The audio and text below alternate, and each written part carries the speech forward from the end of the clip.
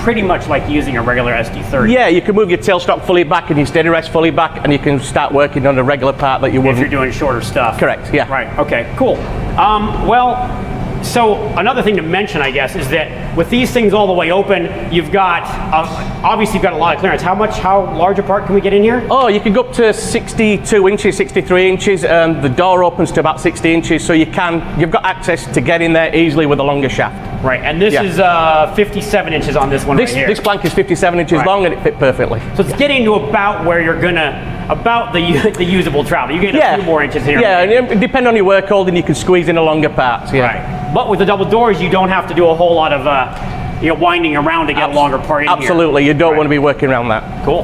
Let me take a look here. Tons of comments from all over the world. Thank you guys. So let's see. So really, there's kind of two. I'm no expert for sure, but you are. There's kind of two kinds of work you're going to do specifically on a machine like this. Yeah.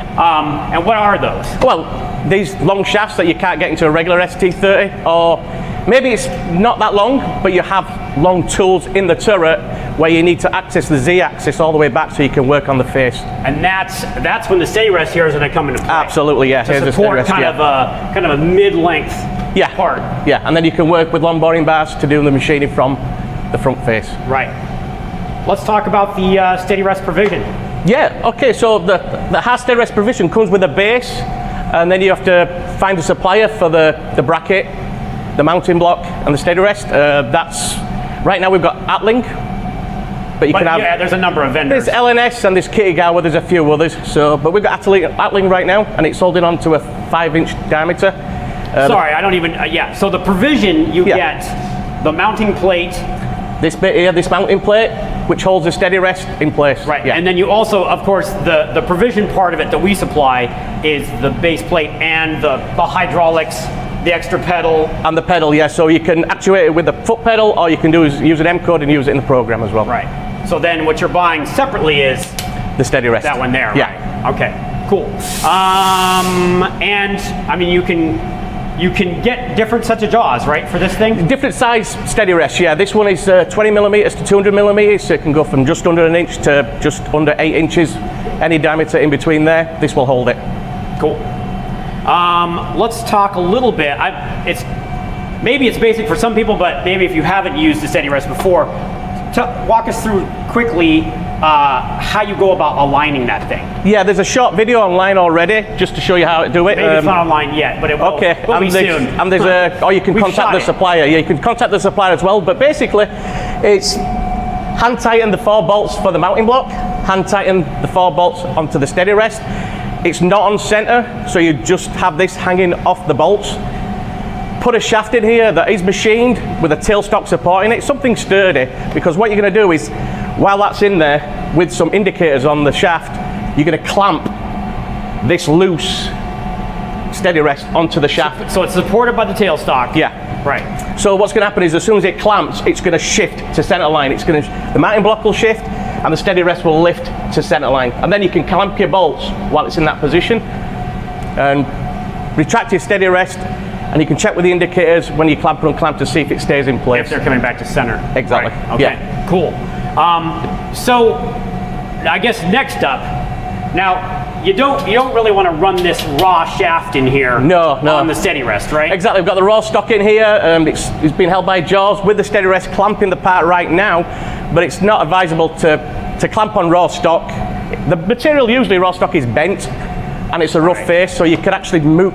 If I move this at 2,000 RPM now, this will start moving up and down, and the steady rest bearings they'll start wearing out quickly as well. Right. But we've actually used it to center the bar to the chuck and to the tailstock. Right now, the steady rest is holding this thing pretty much on center. Yes, it is. Yeah, yeah. And because we have let's first typically. When you're working often on a long bed lathe, you're going to want to put a centering hole on the end of your long shaft. In this long, yes, yeah. And usually you have to do that offline. Some people do it offline, do a centering head. It's a bit of a pain. But we're going to show you that you don't need to do that with this. You can just put the raw stock in here. We can use a Y instead of spinning the chuck. We can use the Y-axis and the X-axis to punch a hole in. Let's show them that. Okay. So we'll So Sal, you wanna head in here? We're gonna poke one of the cameras in here in through the window, so we can see just the first part of it. And then we've also got an action cam in here, so I'd like kind of catch the second part of the operation as we talk through it here. Yep. So we're just going to come in with a center. It's going to go on center line. Part's not moving. Going to punch a hole in there. A nice 250 thou center. So that'll make it.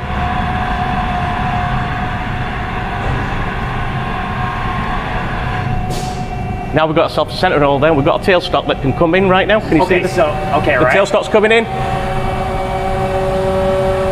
So now we've supported the part between the tailstock and the choke. We can unclamp the steady rest.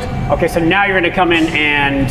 Now you can actually machine the whole part on the OD. Or in this case, you're going to dress... Yeah. But let's wait here. I think we can get your camera out of here, Sal, and we can switch to the inside shot.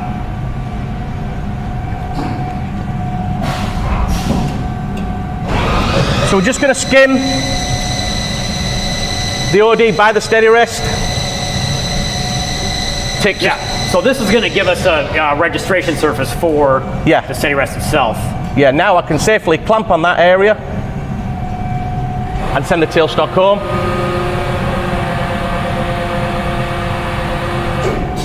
And all right, there we go.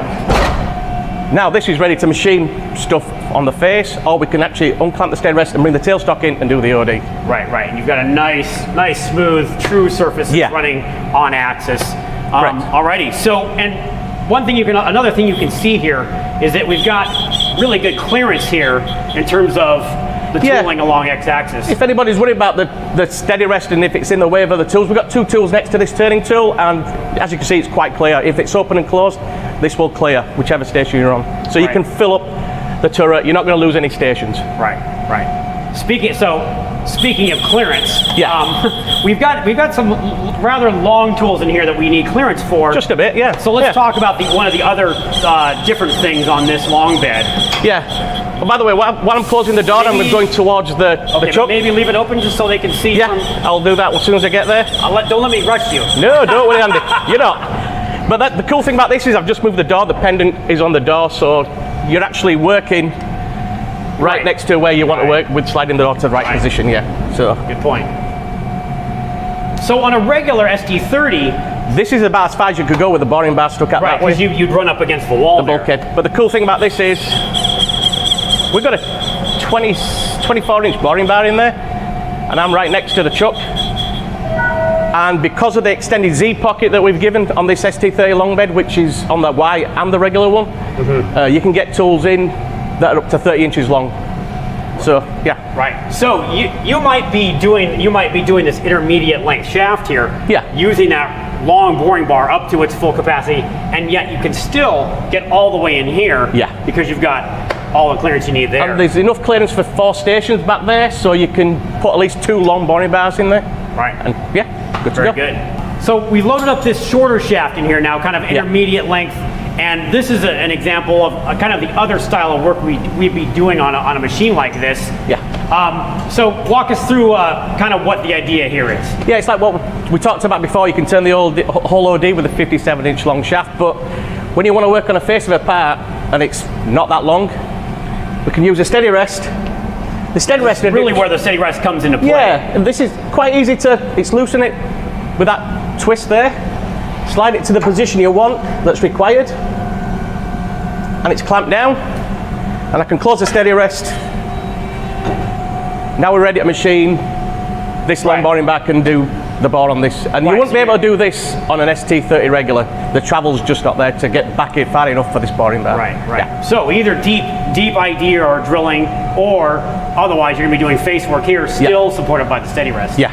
Right. Okay, so that's kind of sums that up. So overall, what's different about the ST30L? Why? It's longer. It's longer, and it's got the extra stuff like the steady rest, and it's got the deep Z pocket. Great access to the double auto doors. Yeah. And that's kind of sums it up.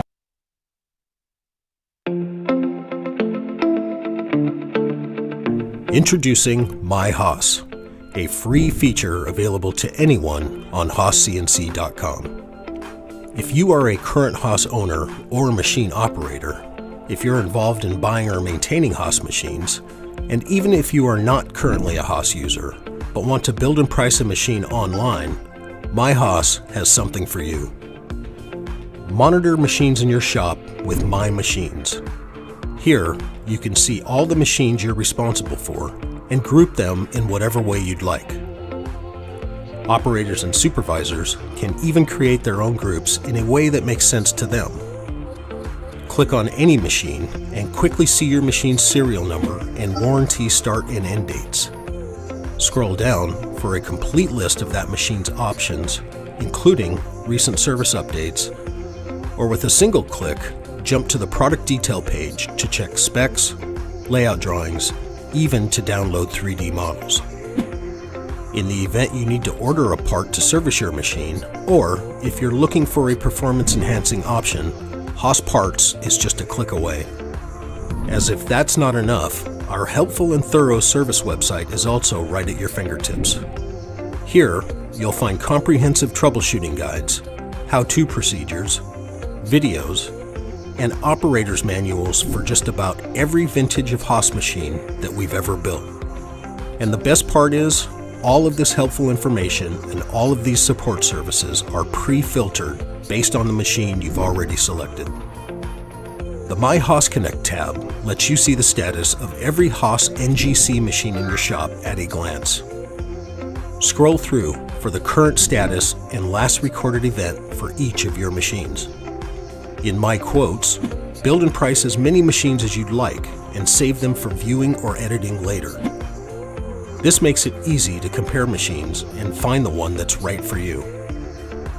From there, you can send the build and price to a